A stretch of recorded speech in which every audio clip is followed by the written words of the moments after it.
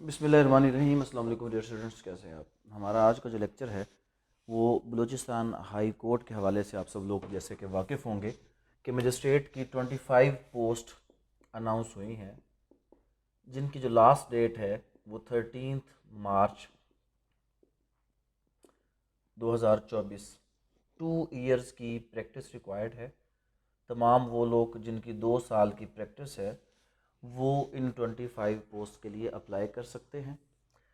इसका जो पेपर का क्राइटेरिया होगा, टोटल इसमें 3 पेपर्स होंगे। एक पेपर सिविल लॉ का होगा, एक आपका पेपर क्रिमिनल लॉ का होगा और एक आपका पेपर इंग्लिश का होगा।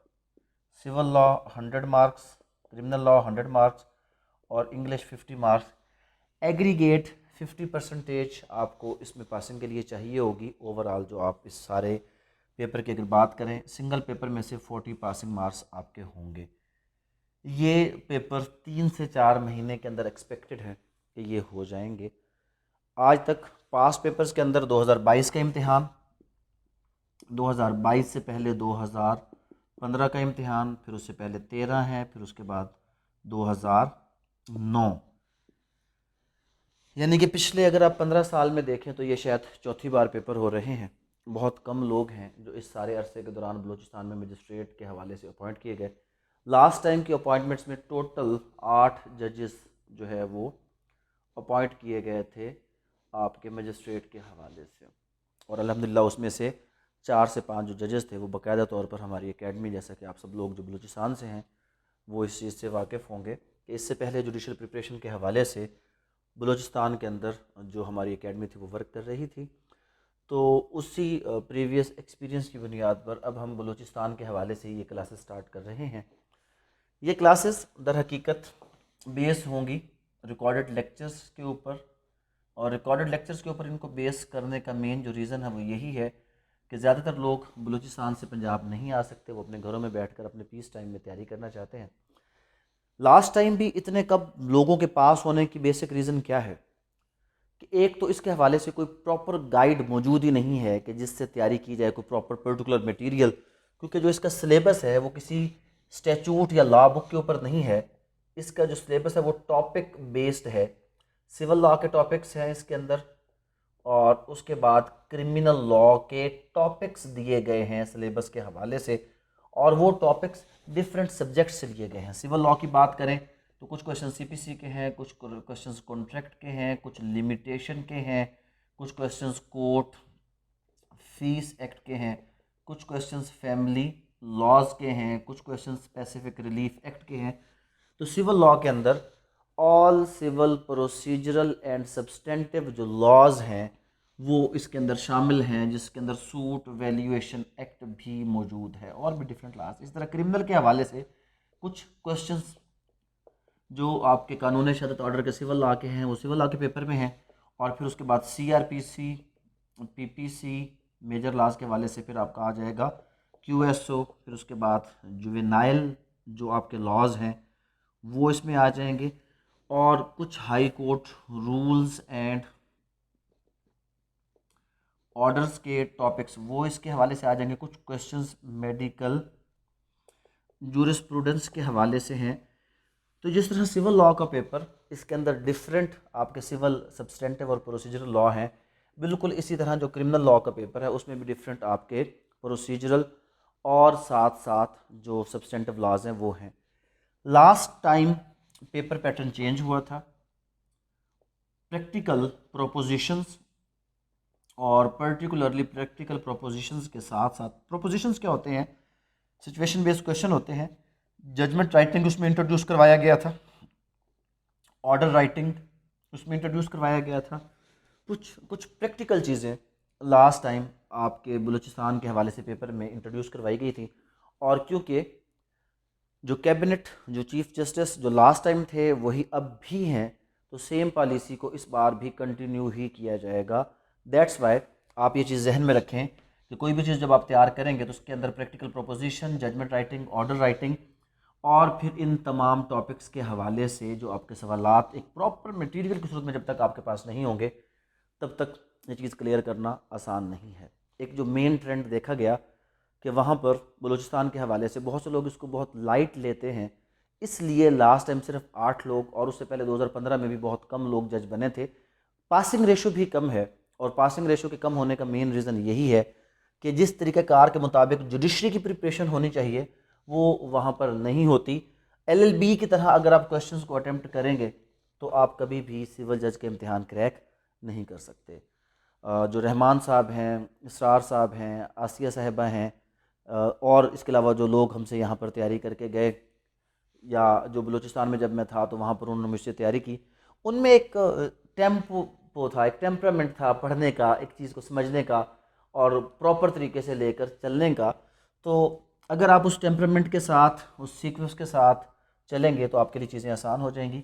आप लोगों की आसानी के लिए हमने बलूचिस्तान जुडिशल गाइड के नाम से एक किताब जो है वो पब्लिश की है और उसको कुछ दिनों के अंदर ही हम अवेलेबल कर देंगे।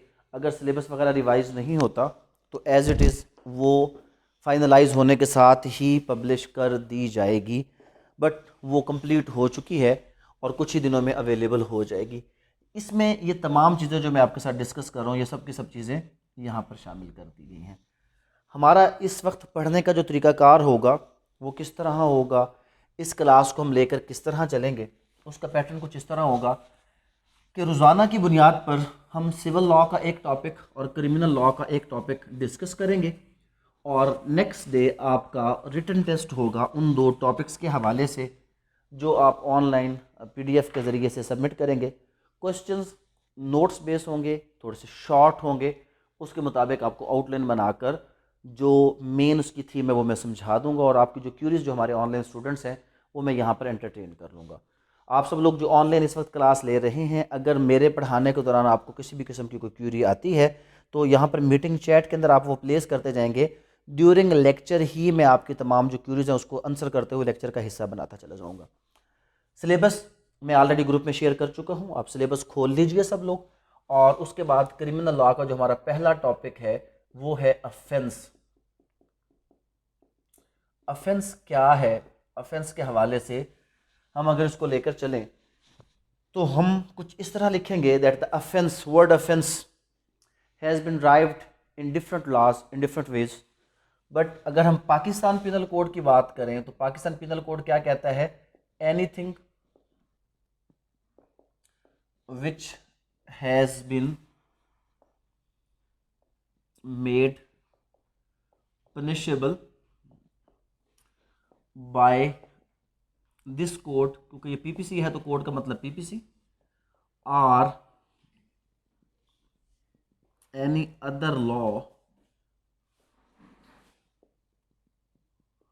enforced in Pakistan. हर वो चीज़ जो पाकिस्तान के किसी भी कानून के अंदर या पाकिस्तान पिनल कोड के अंदर अगर उसकी सज़ा बयान कर दी गई है तो आप उसको अफेंस के तौर पर क्लासीफाई करेंगे। उसके बाद अफेंस में पनिशमेंट का होना ज़रूरी है। अगर हम बात करें क्लासिफिकेशन ऑफ अफेंस की तो क्लासिफिकेशन ऑफ अफेंस की जब बात आएगी आपके सामने तो नेचर ऑफ अफेंस के हवाले से इसको क्लासिफाई किया जाता है कॉग्निजेबल या नॉन कॉग्निजेबल अफेंस के तौर पे, या इसको कहा जाता है कंपाउंड एबल या नॉन कंपाउंडेबल, या आप इसको क्लासिफाई करते हैं बेलेबल और नॉन बेल एबल अफेंस के तौर पे।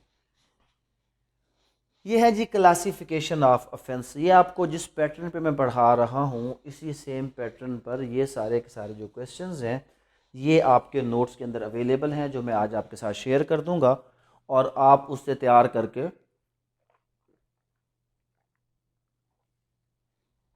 कल सेम जो टॉपिक है वो रिटन टेस्ट की सूरत में, क्योंकि अगर आप इसको बाकायदा तौर पर जिस तरह मैं लेकर चलना चाह रहा हूँ, एक चीज़ जहन में रख लीजिए, मैं आपको क्लियर कर दूँ, ये 3 से 4 महीने आपकी ज़िंदगी बदल सकते हैं।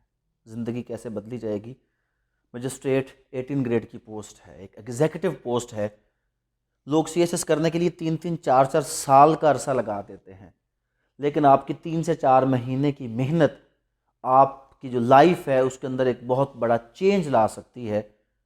बहुत कम लोग हैं जो इसकी रेगुलर तैयारी करने जा रहे हैं, और अगर आप उन चंद एक लोगों में से एक होंगे तो इंशाल्लाह आप ये चीज़ जहन में रखिए कि आप बहुत आसानी से इस पोस्ट को सिक्योर कर लेंगे। सिस्टमेटिक वे से हमने इसको लेकर चलना है। तो खैर, cognizable, non cognizable, compoundable, non compoundable, bailable, non bailable, ये सारी जो क्लासिफिकेशंस हैं ये कोड ऑफ क्रिमिनल प्रोसीजर में बयान की गई हैं। तो इनमें से कौन सी क्लासिफिकेशन ठीक है? It depends upon the stage of the criminal trial, कि जहाँ पर हम देखेंगे कि कौन सी क्लासिफिकेशन एप्लीकेबल है और कौन सी एप्लीकेबल नहीं है। जब क्वेश्चन रेज होता है रजिस्ट्रेशन ऑफ क्रिमिनल केस का, तो जब रजिस्ट्रेशन ऑफ क्रिमिनल केस की बात आए, एट दैट टाइम ना तो देखा जाता है बेलेबल नॉन बेलेबल, और ना ही देखा जाता है compoundable non compoundable. A single offence may at the same time be cognizable, non bailable या बेलेबल, कंपाउंडेबल या नॉन कंपाउंडेबल। तो लाजिम नहीं है कि जनाब जो कॉग्निजेबल होगा वो कंपाउंडेबल भी होगा या वो नॉन बेलेबल होगा, ऐसी बात हरगिज़ नहीं है। हर एक मामला अलग अलग। जिस वक्त आप केस रजिस्टर करवाने जाएंगे उस वक्त आपसे ये नहीं पूछा जाएगा कि जो ऑफेंस जिसके लिए आप केस रजिस्टर करवाने आए हैं वो बेलेबल है कि नॉन बेलेबल है, वो कंपाउंडेबल है कि नॉन कंपाउंडेबल है। सिर्फ एक चीज़ पूछी जाएगी कि क्या वो ऑफेंस कॉग्निजेबल है या वो ऑफेंस नॉन कॉग्निजेबल है। द ओनली थिंग जो आपसे पूछी जाएगी वो ऑफेंस का कॉग्निजेबल होना और नॉन कॉग्निजेबल होना। CRPC कॉग्निजेबल को डिफाइन करता है the offences in which police में arrest without warrant. All the offences in which police may arrest without warrant are classified as the cognizable offences, जिसको हम कहते हैं काबिले दस्त अंदाजी पुलिस। ये सब के सब इनफैक्ट सीरियस टाइप के ऑफेंसेस होते हैं। आपका मर्डर, डकैती, रेप एट्सेट्रा, ये सारे के सारे जो सीरियस ऑफेंसेस हैं, all of these offences are cognizable offence. और non cognizable generally non serious आपके ऑफेंसेस होते हैं, जैसे वेट और मेयर के हवाले से जो ऑफेंसेस हैं वो आपके क्या होते हैं, नॉन कॉग्निजेबल ऑफेंसेस होते हैं। To understand this concept of cognizable and non cognizable offences, आपने कोड ऑफ क्रिमिनल प्रोसीजर उसका सेकंड स्केड्यूल, सेकंड शेड्यूल देखेंगे तो वहाँ पर 8 कालम होंगे। हर कालम के अंदर लिखा होगा कि कौन सा ऑफेंस जो पाकिस्तान पिनल कोड में दिया गया है वो कॉग्निजेबल है, कौन सा नॉन कॉग्निजेबल ऑफेंस है, कौन सा आपका जो ऑफेंस है वो बेलेबल है, कौन सा नॉन बेलेबल है, कौन सा कंपाउंडेबल है, कौन सा नॉन कंपाउंडेबल है। And one thing that is most important जो आपने ज़रूर लिखनी है कि जब भी कोई कॉग्निजेबल ऑफेंस होगा अंडर सेक्शन 154 उसकी FIR दर्ज होगी, and for every non cognizable offence under section 155 just उसकी रिपोर्ट दर्ज होगी। आप अगर प्रैक्टिकली इसको देखें तो आपने लफ्ज़ सुनो का पर्चा दर्ज हो गया, कि वो जो पर्चा दर्ज होता है दैट इज कॉल्ड FIR, और जो रपट दर्ज होती है नॉन कॉग्निजेबल ऑफेंस के हवाले से अंडर सेक्शन 155, तो आप ये चीज़ उसको क्लियर करेंगे that for every cognizable offence police की ड्यूटी है that it shall register the FIR, whereas the non cognizable offence are registered under section 155, उनकी सिर्फ रिपोर्ट लिखी जाती है। और जब भी कोई कॉग्निजेबल ऑफेंस होगा तो पुलिस उसकी अंडर सेक्शन 156 इन्वेस्टिगेशन करने की पाबंद होती है। बट मेन चीज़ आप जहन में रख लें, the first classification of the criminal offence is the cognizable and non cognizable offence. ये किस स्टेज पर होगा? At the time of reporting the case police देखेगी कि कॉग्निजेबल है तो FIR दर्ज करेगी, नॉन कॉग्निजेबल है तो जैसे उसकी रिपोर्ट दर्ज करने के बाद उसको आगे फर्दर कोई शख्स अगर प्रोसीड करना चाहेगा तो वो कंप्लेंट की तरफ चला जाएगा। अब अगली चीज़ आ गई, वो आ गया जी सेटलमेंट।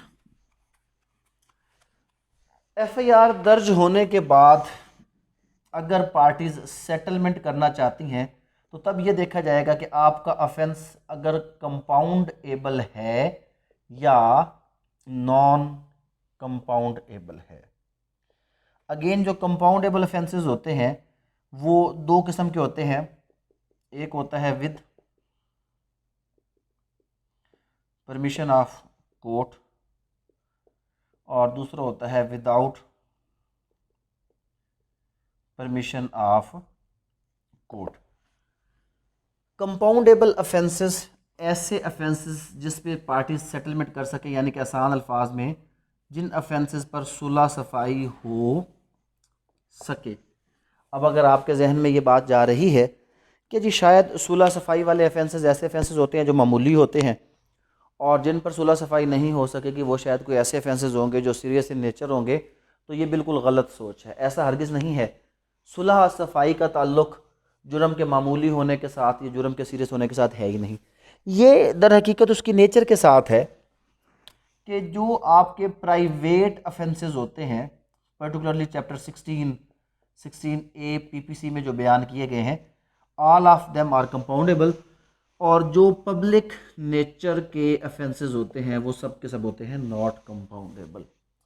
अब मुझे एक बात बताएं, इंसानी जान के हवाले से या ज़िंदगी के हवाले से या किसी इंसान के हवाले से अगर मेरा आपसे ये क्वेश्चन हो कि सबसे बड़ा जुर्म क्या होगा, तो एक बड़ा सिंपल सा जवाब हर शख्स को होगा कि जनाब शायद मर्डर से बढ़कर बाकी तमाम हर चीज़ की रेमेडी है।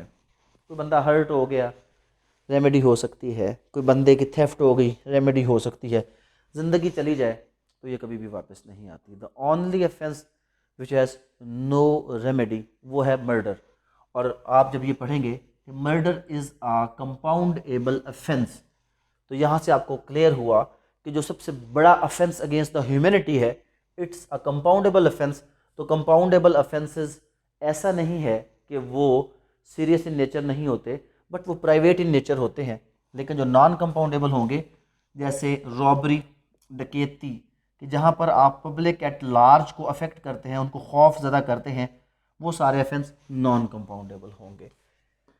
इसी तरह कंपाउंडेबल ऑफेंसेस कुछ में परमिशन ऑफ कोर्ट ज़रूरी है। Section 345 code of criminal procedure deals with this type of offences, यानी कि कंपाउंडेबल ऑफेंसेस और नॉन कंपाउंडेबल ऑफेंसेस का एक टेबल आपको section 345 code of criminal procedure में नज़र आ जाएगा, जहाँ से आपको ये पता चलेगा कौन से ऑफेंसेस कंपाउंड हो सकते हैं और कौन से ऑफेंसेस कंपाउंड नहीं हो सकते।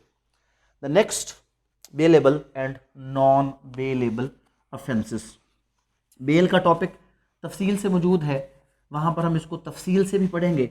यहाँ पर एक शॉर्ट इस क्वेश्चन के हवाले से अगर हम कहें तो बेल एबल और नॉन बेल एबल ऑफेंसेस की अगर हम बात करें तो बेल एबल और नॉन बेल एबल, इसकी जो डेफिनेशन आप लिखेंगे CRPC के मुताबिक वो ये होगी कि bailable offences which have been shown as bailable in second schedule, यानी कि कोई ऐसी डेफिनेशन नहीं है कि नॉन सीरियस इन नेचर होगा तो बेलेबल होगा, 3 साल से कम सज़ा होगी तो बेलेबल होगी। ना सज़ा के साथ ताल्लुक है, ना नेचर के साथ ताल्लुक है तो किसके साथ है? सेकंड शेड्यूल के साथ। अगर आप सब लोगों के पास कोड ऑफ क्रिमिनल प्रोसीजर मौजूद है तो आप उसका सेकंड शेड्यूल ओपन कर लीजिए। जब आप उसका सेकंड शेड्यूल ओपन कर लेंगे तो वहाँ पर आपको अंदाज़ा हो जाएगा कि क्या चीज़ है और क्या चीज़ नहीं है। तो all the offences which have been shown bailable in the second schedule are classified as bailable offences, और non bailable all other offences. जो उसमें नहीं लिखे गए वो सब के सब ऑल अदर ऑफेंसेस जो हैं वो नॉन बेलेबल हैं। जनरली हम ये कहते हैं, हम आप वहाँ पर लिखेंगे, वर्ड्स लिखेंगे, generally speaking all the offences जिनकी पनिशमेंट लेस देन 3 years है आर कंसिडर्ड नॉट कि वो हैं, are considered as bailable offences. क्योंकि आप अगर वहाँ पर देखेंगे तो कुछ ऑफेंसेस, सेकंड शेड्यूल खोलेंगे तो आपको मैं ऑफेंस उसमें हाईलाइट करवा दूंगा कि कुछ ऑफेंसेस ऐसे हैं जिनकी 5 साल सज़ा है बट इवन देन वो बेलेबल है, और कुछ ऑफेंसेस ऐसे हैं जिनकी 1 साल सज़ा है वो नॉन बेलेबल है। तो बेलेबल या नॉन बेलेबल होने का जो ताल्लुक है वो सज़ा के साथ नहीं है। जब बात करते हैं नॉन बेलेबल की तो इसकी 2 क्लासेज हैं, एक है प्रोहिबिटरी क्लास और एक है नॉन प्रोहिबिटरी। अगर आप लोगों में से कोई प्रैक्टिस करता है तो उसको इस चीज़ का पता होगा कि जब हम ज़मानत फ़ाइल करते हैं तो ज़मानत के अंदर जो सबसे पहला नॉन बेलेबल ऑफेंस जो डील करता है अंडर सेक्शन 497, और बेलेबल डील होते हैं अंडर सेक्शन 496।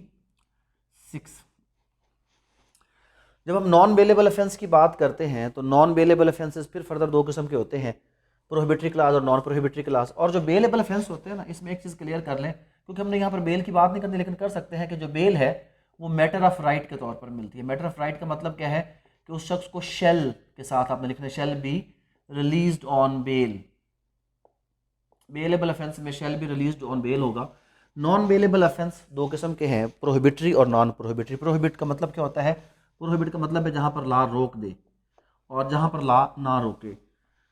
तो हर वो ऑफेंस जो आपका नॉन बेलेबल है और उसकी सज़ा 10 ईयर्स, लाइफ इम्प्रिजनमेंट या डेथ सेंटेंस से ज़्यादा है, तो all such offences are classified as prohibitory offences के, जहाँ पर कोर्ट को कहा गया कि bail shall not be granted as a general rule. In all the prohibitory offences the bail shall not be granted as general rule. और जो non prohibitory हैं, जो इससे कम, इससे अदर जो आपके नॉन बेलेबल ऑफेंसेस हैं, वो नॉन प्रोहिबिटरी हैं, वहाँ पर ज़मानत मे के साथ है, मे बी ग्रांटेड। फ़र्क क्या हुआ कि यहाँ पर ज़मानत मे बी ग्रांटेड, यहाँ पर ज़मानत शेल बी ग्रांटेड और यहाँ पर ज़मानत शेल नॉट बी ग्रांटेड। इसमें फिर आगे सिक, इन्फर्म और उन लोगों को ज़मानत दी जा सकती है, वीमेन को, बच्चे को, लेकिन ये हम जाकर बेल में पढ़ेंगे। यहाँ पर हमने सिर्फ पढ़नी है ऑफेंसेस की नेचर। तो cognizable, non cognizable, compoundable, non compoundable, bailable, non bailable, ये हमारी डिफरेंट क्लासिफिकेशन ऑफ ऑफेंसेस हैं। ऑफेंस क्या है? Anything which have been made punishable by the Pakistan penal code और any other law enforced in Pakistan is classified as an offence. इसकी details जैसे कि मैंने आपको बताया कि ऑलरेडी शेयर हो चुकी है। अगर आप इसके एलिमेंट्स लिखना चाहें तो वो भी आप लिख सकते हैं।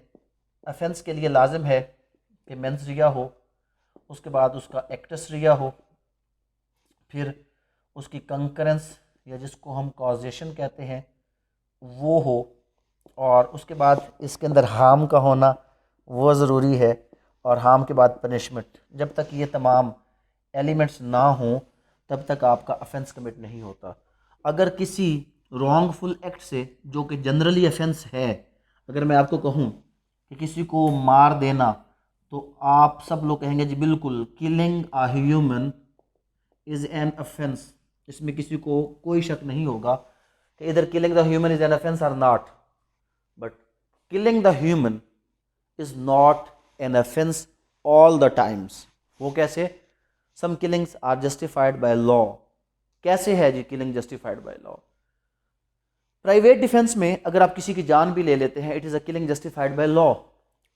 तो प्राइवेट डिफेंस में किसी को किल करना किलिंग तो है, but is not an offence. उसका रीज़न क्या है? There is no mens rea. Mens rea means guilty intention. If there is no guilty intention, तो ऐसी सूरत में आप ये कहेंगे कि जो आपका जुर्म है वो कमिट हुआ ही नहीं है, क्योंकि जुर्म के कमिट होने के लिए उसमें गिल्टी इंटेंशन का होना इंतहाई ज़्यादा ज़रूरी है। अगर गिल्टी इंटेंशन नहीं होगा तो आप किसी भी ऐसे एक्ट को जुर्म नहीं कह सकते, क्योंकि जुर्म के लिए गिल्टी इंटेंशन का होना ज़रूरी है। तो ये एलिमेंट्स हैं: mens rea, guilty state of mind; actus rea, the wrongful act; concurrence, causation, उस मेंस रिया के साथ उनका आपस का रिलेशन; हार्म, जैसे किसी को कत्ल करने के लिए आप गोली मारते हैं और अगर वो गोली उसको ना लगे तो कत्ल तो नहीं हुआ, चाहे आपका इरादा था भी सही, आपने गोली मारी भी सही, क्योंकि हार्म नहीं है। अटेम्प्ट टू मर्डर हो सकता है, मर्डर नहीं हो सकता। और कोई भी जुर्म उस वक्त तक जुर्म नहीं होगा जब तक उसकी पनिशमेंट बयान ना कर दी जाए, उसे किसी कानून के अंदर शामिल ना कर दिया जाए। तो जब किसी जुर्म को किसी कानून में शामिल कर दिया जाता है तो उस सूरत में वो जाकर अफेंस बनता है। ये अगर सारी शराइत पूरी हों तो ऐसा एक्ट अगर उसके बारे में कानून उसकी पनिशमेंट डिफाइन करे तो वो अफेंस होगा। Cognizable, non cognizable, compoundable, non compoundable, bailable, non bailable, ये सारी आपकी टाइप ऑफ अफेंसेस हैं। यहाँ तक अगर आप लोग कुछ सवाल पूछना चाहें तो आप इसके हवाले से सवाल पूछ सकते हैं। जी जनाब। अच्छा, इसमें एक क्वेश्चन रेज किया जा सकता है कि अफेंस और क्राइम में क्या फ़र्क है? अफेंस और क्राइम, अफेंस और क्राइम के हवाले से ना डिफरेंट डेफिनेशंस हैं। एक मैं आपको मज़े की बात अगर बताऊं तो वो ये होगी कि आप पाकिस्तान पिनल कोड खोलें तो आपको ये लफ्ज़ पाकिस्तान पिनल कोड में नज़र नहीं आएगा। आपको क्या लफ्ज़ नज़र आएगा? अफेंस। क्यों? एक मैं सिंपल सी बात आपको समझाने की कोशिश करता हूँ, थोड़ा सा आसान तरीके से इसकी मैं एक चीज़ बताता हूँ। अपने माशरती रिवाज उसके मुताबिक चलते हुए आप मुझे मिसाल दें। ए है, इसका बी के साथ निकाह हो जाता है। ए का बी के साथ क्या हो गया? निकाह। हमारे पाकिस्तान में शादी कितने स्टेजेस पे होती है? 2 स्टेजेस पे जनरली। निकाह कभी कभार छोटी उम्र में भी हो जाते हैं। अगर हम बलोचिस्तान साइड पर चले जाएं तो जिसको आप क्या कहते हैं जी, मंगनी हो गई है, क्योंकि बलोचिस्तान में मंगनी के साथ क्या हो जाता है? निकाह मंगनी के साथ ही हो जाता है, उसी को ही कहते हैं। अब मंगनी हो गई, निकाह हो गया। निकाह बेसिकली इसमें एक मेन चीज़ है। निकाह हो गया, मुझे ये बताएं, निकाह के बाद अगर रुखसती का फेज़ रहता हो तो समटाइम ऐसा होता है कि फैमिलीज़ के दरमियान कोई कन्फ्लिक्ट आ जाता है और फैमिलीज़ चाहती हैं कि इस रिश्ते को ब्रेक कर दिया जाए, बट ए और बी ब्रेक नहीं करना चाहते। और उसमें होता क्या है कि ऐसा देखने में आया कि ए और बी घर से भाग जाते हैं। मुझे सिर्फ इतना बताएं, इनका निकाह हो चुके? क्या इन्होंने कोई जुर्म किया? कोई ऑफेंस किया? नहीं किया। क्या माशरे वाले छोड़ देते हैं इनको? नहीं छोड़ते। तो ये इन्होंने क्या किया है? ये बेसिकली इन्होंने डेविएट किया है फ्रॉम नॉर्म्स ऑफ सोसाइटी। ये मुआशरे की रिवायात के बागी हैं। जो इनका ये डेविएंट एक्ट है, जो भटका हुआ रवैया है, डेविएंट बिहेवियर जिसको कहा जाता है, इस डेविएंट बिहेवियर को सोशियोलॉजी में क्या कहा जाता है? Crime. Crime is not a legal term. Basically crime एक सोशल टर्म है and is use for a person who deviates from the norms of the society. उसको क्रिमिनल का वर्ड उसके लिए यूज किया जाता है। क्रिमिनल इज द पर्सन जिसको प्रोसिक्यूट प्रॉपर तरीके से अभी तक नहीं किया गया और उसको सजा नहीं सुनाई गई। जब उस क्रिमिनल को कानून में लेकर आप आ जाएंगे तो such type of criminal is called an offender. ये ए अगर बी को निकाह के बाद लेकर भाग गया तो घर वाले अगर इनको सजा देंगे तो वो माशरती सजा देंगे, कानून इनको प्रोटेक्ट करेगा, बिकॉज वो अफेंडर नहीं है, उसने कोई ऑफेंस नहीं किया, लेकिन एक हम कहते हैं जो जुर्म कर दिया है, मुआशरे की रिवायात से उसने बगावत कर दी है। तो it's the basic difference in between the offence and crime. अगर मैं इसको और सिंपल करूं कि अगर किसी डेविएंट बिहेवियर को लॉ रिकॉग्नाइज कर ले एज एन अफेंस, तो basically when ever the punishment is prescribed for any crime, it becomes an offense. Offense is a crime for which punishment have been described by the penal code of the particular state. तो आप ऐसे crime को offence कहेंगे। हमारा जो penal code है वो जो वर्ड यूज करता है किसी भी ऐसे एक्ट के लिए which have been declared unlawful और for which the punishment has been described by the code, उसके लिए वो लफ्ज़ क्या यूज़ करता है? ऑफेंस। क्राइम का लफ्ज़ वो यूज़ नहीं करता। इसके अलावा कोई क्वेश्चन अगर आप लोग पूछना चाहें तो पूछ सकते हैं जनाब।